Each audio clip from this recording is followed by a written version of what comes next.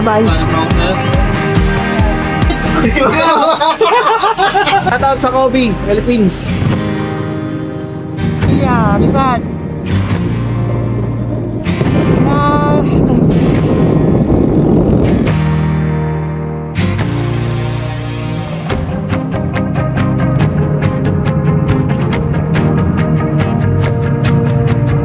Ingat to. Yay!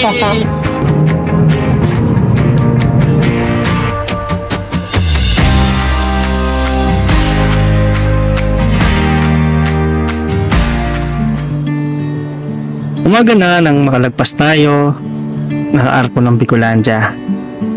Natatapos lang natin magpahinga, humigop na mainit na kape doon sa 7-Eleven. Ready na tayo ulit para ituloy na natin ang ating biyahe patungong Matnog, Sorsogon.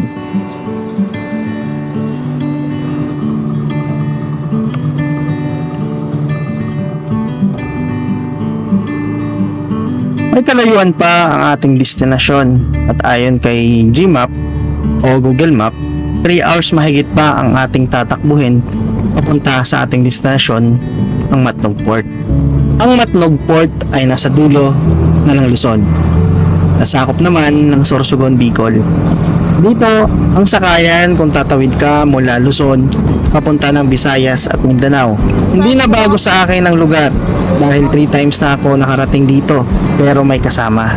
This time, solo natin na pupuntahan ang port. Yun ang nakaka-excite. Highway, diretsin mo yan. Pag gasolina, Ito po. yung gasolina, kakanan ka, diretso lang hanggang kanan. Ito. Oo, yan. Thank you po. May gasolina doon, pagka sa tulo, dadaan mo. Yung gasolina dyan, kanan ka. Tapos, diretso lang, tapos magkakanan ka uli. Puro kanan. Bakit to yung heavy? Thank you po. Naligaw ako. At ito na nga sinasabi ko, Oo nga po. Sige po. naligaw tayo sa mga oras na to. Pero ayos lang, may napagtanungan naman tayo na nagturo sa atin palabas dito sa bayan na to. Kaya maraming salamat kay Kuya na pagtanungan ko. Tinuro sa atin ang palabas sa bayan nila. Kaya ito, biyahe ulit tayo patungo sa ating destinasyon.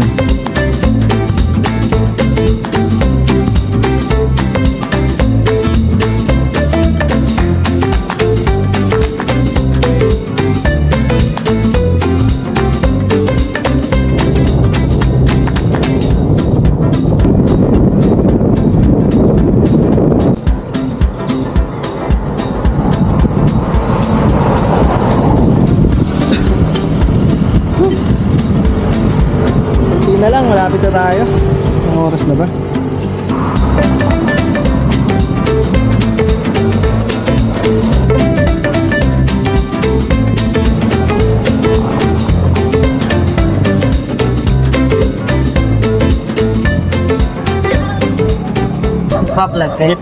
Oo. At sa aking paghinto dito sa lugar, may nakilala akong 2 bata na nagbibisikleta. Tinanong tayo kung nagbablog pa tayo. Sabi ko yes. At laking kwento ko na rin na first time kong dumaan dito sa lugar na to. Kaso nabasa kanina pa eh. Medyo nagbata? Dahil dyan, nagbigay na rin ako ng sticker sa kanila. Sticker At ko. kwantuwa naman sila at tinikit nila agad dito sa kanilang bisikleta. Yan o. Pero kaya pa dumikit ko.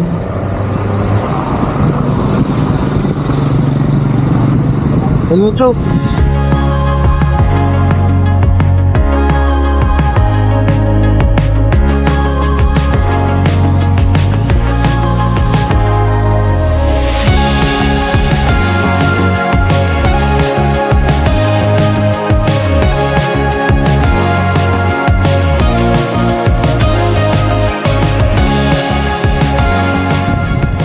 Kilala tayong mga bata dito. Mabait yan sila. Bibili ka ng sticker natin. Ayaw, ingat kayo. Ayan. Papunta kayo doon. Madaanan ko pa kayo mamaya. Ingat. Sulit ang mga bata.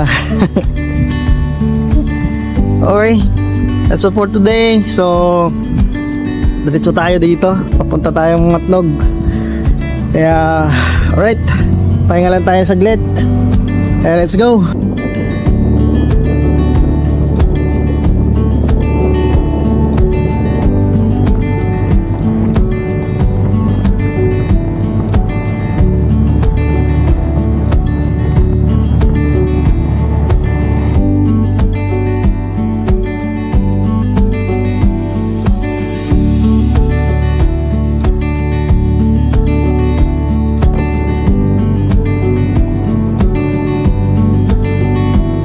Sa mga oras na to, sobrang namangha ako sa lugar na dinaanan ko.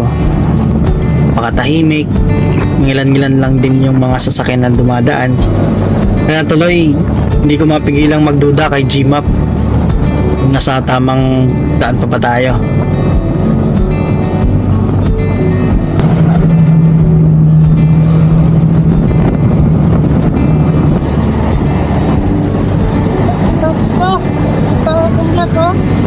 Sa sobrang natuwa ako na makita ko tong lugar na to.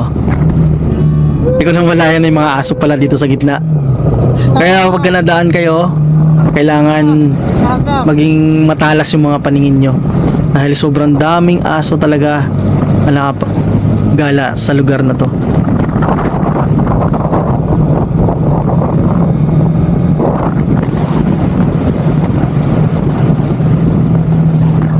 Sobrang haba ng kalsadan to mula dun sa kung saan tayo pumasok hanggang kung saan ako ngayon.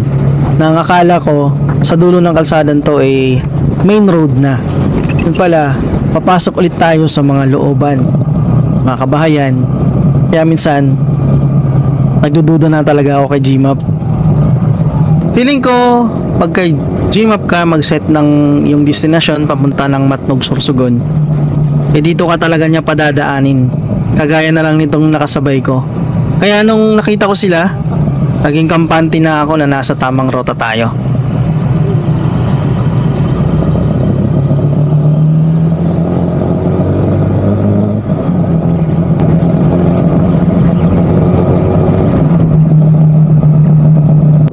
Pagkatapos natin dumaan dun sa looban, kabahayan, bundok, nakarating na tayo dito sa main road kung saan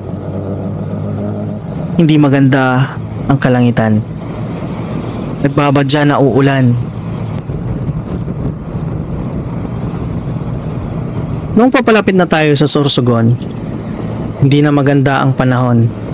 Tila bang nagbabadya itong umulan. Nung pamatog na tayo, dito na tayo inabutan ng ulan na dahilan ng pagbagal natin. Nung una, hindi ko muna sinuot ang baon-baon kong kapote. Stopover muna tayo dito kasi grabe. Pahinto-hinto lang naman ang ulan. Kaya lang, pahinto-hinto din tayo para sumilong at antayin na tumila ang ulan kahit papano. Ang tagal ng biyahe natin. Grabe yung biyahe ko. Ulis ako ng Maynila, mag-alas 10 na ata yun. 9:30 ganyan. Ano oras na? Mag-aalauna na, hindi pa tayo nakakarating sa Matnog. Grabe yung biyahe na to. Pero sulit naman. Okay lang naman. Ganun talaga. So, ayan. So, yan lang update natin dito. Tago muna ako dito. Silong muna ako kasi ayaw magkapote kasi yung ulan, pahinto-hinto, hindi yung dire-diretso. Maghuhubad na naman ako. Tsaka basa na naman. Kaya kung may masilungan, wala. Silong na lang tayo muna, katulad nito. Silong na lang tayo muna. Tapos bakbak na naman tayo. Kahit paano, paunti-unti makakarating din tayo doon. So paano? Yun lang muna.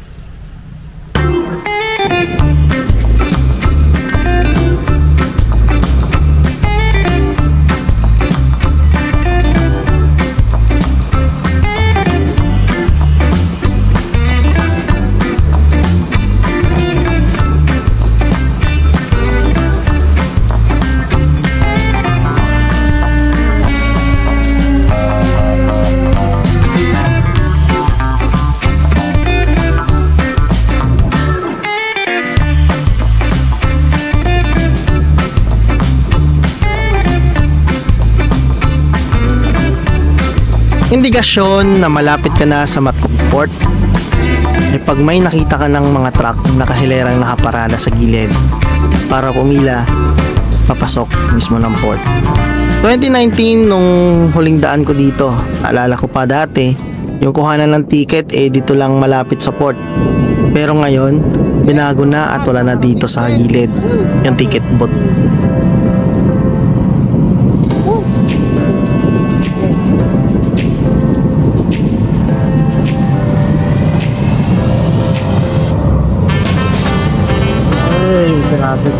Sa wakas, narating na rin natin ang Matnog Port. Halo-halo yung aking nararamdaman. Pagod ko sa biyahe at tila bang biglang naglaho nung nakita ko itong Arcon to. Sikat ito sa mga rider na kung saan pagka pupunta sila dito sa Bicol, hindi talaga mawawala na hindi sila makapag-selfie dito sa Arcon to. Ayan, yun yung sa likod. Ayan. Nakarating din tayo sa wakas. Sa wakas. Grabe. Grabe yung ulan. Sabali yung maghanap tayo ng pagkain dito. Dumating tayo dito sa port ng 1:30 ng hapon. Tayo. Kakain muna tayo kasi dito pa tayo nakakain eh.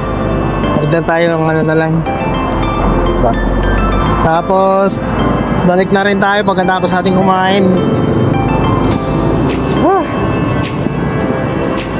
Ito yung isda na lang sa ante. Yung ano. Ito po. Sa kanin. Mula sa pag-alis natin ng bahay hanggang dito, ngayon pa lang tayo kakain ng kanin. Dahil nga pag nagbiyahe kasi hindi ako palakain kasi naiwasan ko yung aantukin tayo sa pag-drive. Kaya ngayon, since nandito na tayo at nagutom na rin ako, ngayon pa lang ulit tayo kakain ng kanin.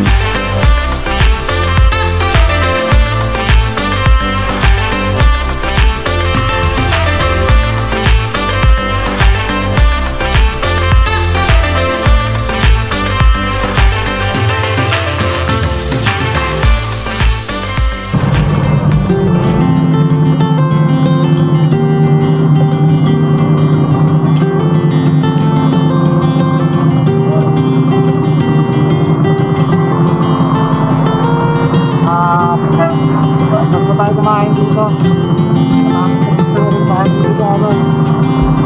Ticket lang. Magpunta tayo ulit. Punta tayo ng gas pit. Hanap tayo ng passenger na yung gabi. Oo lang. All yung biyahe natin. Pupunta dito. Ako lang. Marami dito. Kaya tagal yung biyahe. Ngayon tayo nakarinig ng umaga.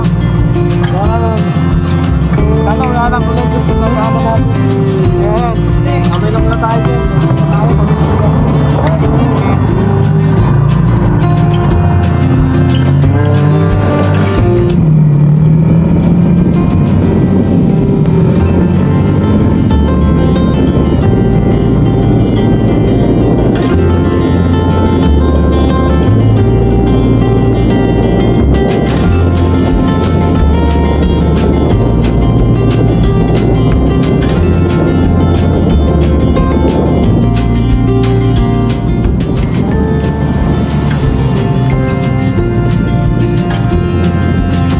Noong naramdaman ko na ayaw talagang tumigil ng ulan, dito na tayo nakapag-decide na magsuot ng kapote.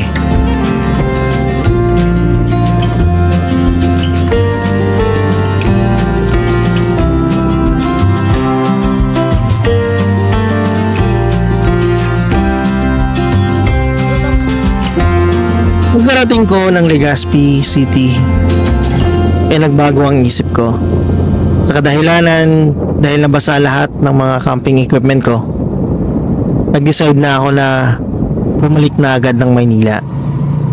Pero bago yon, dumaan muna ako dito sa Agsawa para kahit pa paano sulit naman din yung naging biyahe natin. First time ko dito makapasok dahil nung bumiyahe kami sobrang daming tao, kaya nag-decide kami nun na hindi na lang pumasok sa lugar na to. So sa ngayon sulitin na natin dahil nandito na tayo. Nga lang, hindi natin masisilayan ang Mayon Volcano dahil sa nag-uulan at parang may mga ulap talaga siya na hindi natin makita.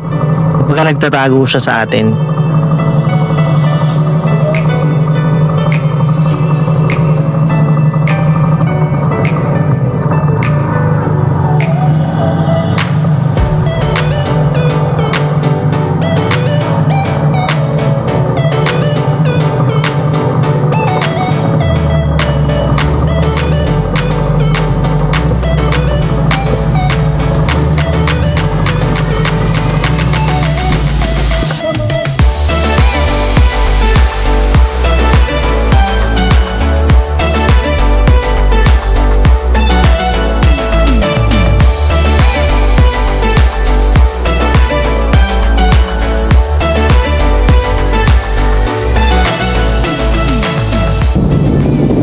Pagkatapos natin masilayan yung lumubog na simbahan, kahit si Mayon hindi na kasi natin nakita dahil sa lakapal ng ulap, dumiretso na tayo, umalis na tayo ng lugar at uwi na. Sa akin pag-uwi, tuloy pa rin yung ulan hanggang sa makarating tayo ng Naga, na kahit dito paano tumihila naman siya.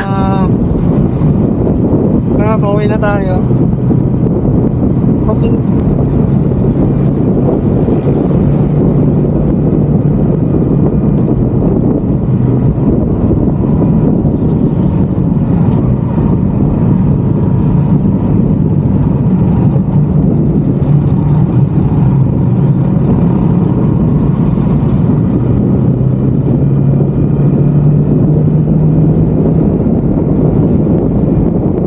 Yo mga idol,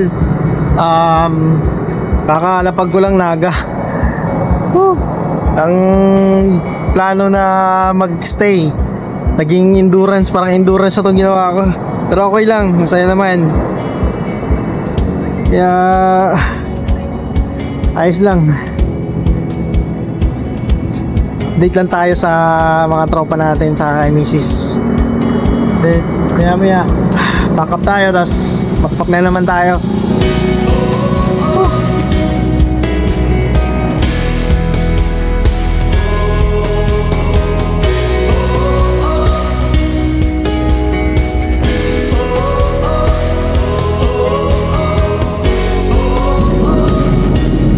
Pagkatapos natin magpahinga dun sa Petron, ibalik biyahe na ulit tayo pabalik ng Maynila.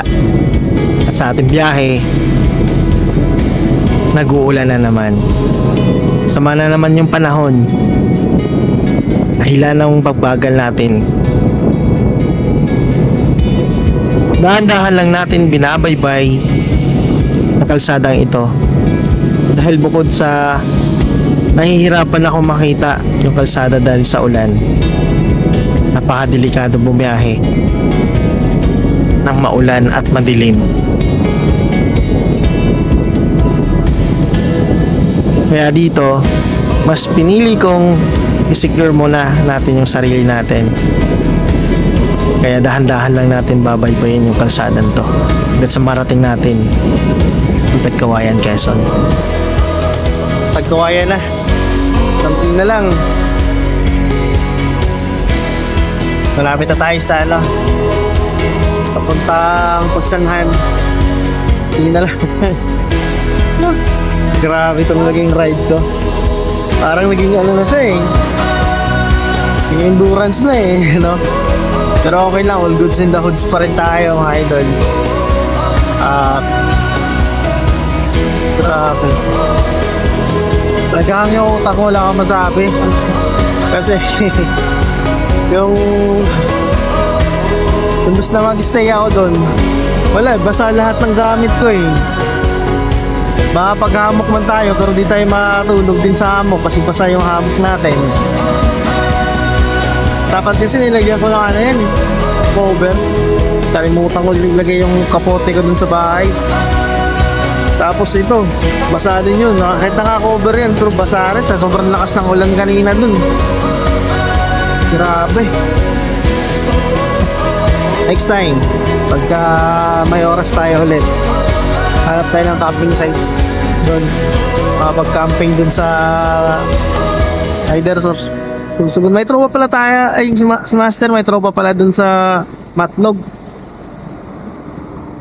Sayang, hate ko na nabasa yung message ni comment ni Master eh. Makapag-stay siguro ako doon. Di siguro ito mababasa kasi Matlog lang, sa Matlog na ako nabasa eh. Sobrang lakas ng ulan. Pabalik ko ng papuntang Legazpi. Dapat kasi Legazpi ako. Naghahanap ng papag-stayan. Kaso wala. Basa tayo. Ito, basa. May kapote naman ako pero sa loob dito basa. Matagos eh. Wala rin.